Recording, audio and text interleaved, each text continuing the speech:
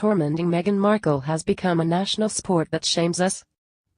Once, she was a breath of fresh air. Now media critics and experts are having a field day. In the period when the acquisition of the former Meghan Markle was depicted as little short of a national triumph, much was written in the British press about her various accomplishments. These are, after all, roughly as common in royal spouses as successful independent careers. Meghan, the actress and blogger and charity worker, is also, it emerged, a skilled calligrapher. "I've always had a propensity for getting the cursive down pretty well," she once told an Esquire journalist, who described her writing as incredible. "What it evolved into was my pseudo-waitressing job when I was auditioning."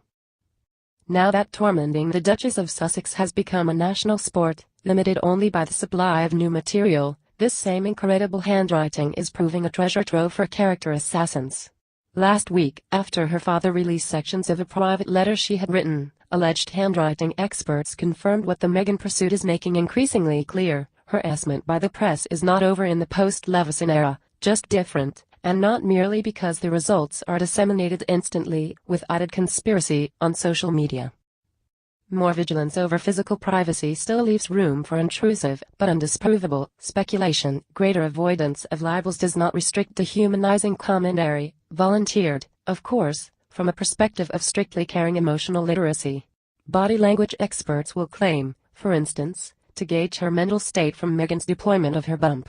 Since the IPSO Code of Conduct prescribing harassment doesn't cover any distress caused by emitter analysis, maybe former phone hackers and laid-off bin remaggers could yet find employment as hired gaslighters of one sort or another.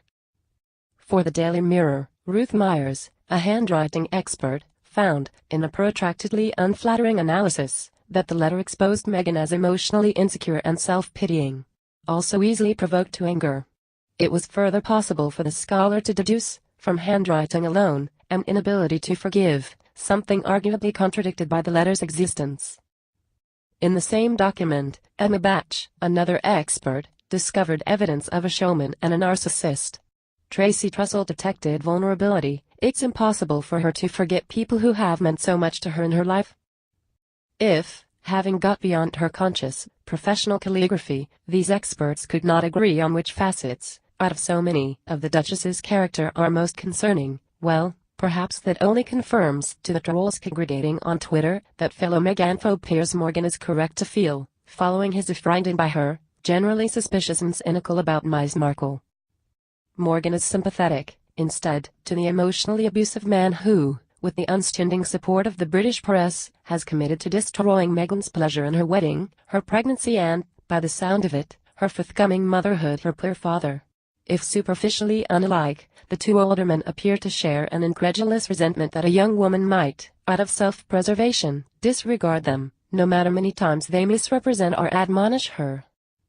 The latest example of Morgan's retribution was among several press retorts prompted by an intervention by George Clooney, who warned, "She is being pursued and hunted in the same way that Diana was, and its history repeating itself." By way of correcting him, a number of royalty authorities seized this opportunity to attack Meghan for the completely new personality defect of being implicitly compared with Diana by someone who is probably not, her critics say, a proper friend anyway. Arthur Edwards, who photographed the teenage Diana in a transparent skirt, "The sun came out and revealed those beautiful legs," told Meghan to lighten up. "You're not the new Princess Diana." In the Times, Clooney's comment was dismissed as utter fantasy. If not exactly fantasy, Clooney's version of Diana's persecution does, admittedly, leave lots out. Glossed over is the late princess's well-documented habit, with the collusion of chosen journalists, of invading her own privacy, her later refusal to use royal protection officers. When secrecy mattered to her, Diana did take holidays or have long relationships, undocumented in the press. Moreover, prior to her first, initially denied, experiment in shared psychodrama, authored with Andrew Morton, in which she detailed Prince Charles's infidelity with Camilla Parker Bowles, the young Diana remained, to her husband's annoyance, a cherished national pet.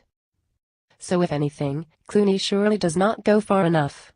Within months of her marriage, with zero contribution from their victim, sections of the UK press had identified Meghan as someone of whom virtually anything malicious might be said, regardless of accuracy, public interest and its potential impact on her health. Neither her advancing pregnancy nor one attempted correction has brought any respite.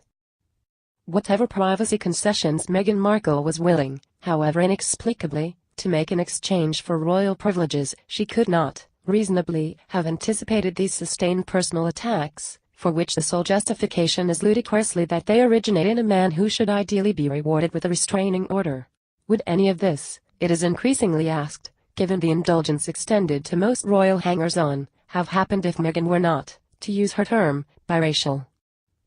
Plainly, this affluent couple have choices, and an exit from royal life could liberate them, at once, from vindictive relations and their press facilitators, to say nothing of their current destiny as lifetime specimens for bodily and other analysis. Plus, we'd finally find out if anything would make the Markles happy. That outcome might be less promising, however, for the reputations of the very news groups that, seconds after identifying Meghan as breath of fresh air, decided she was also a hardened manipulatrix, cruel to her poor stalker of a daddy, with a way of being pregnant that really pisses off newsroom executives. And leave aside plunging trust levels and journalism's deepening funding crisis, will no one think of the graphologists,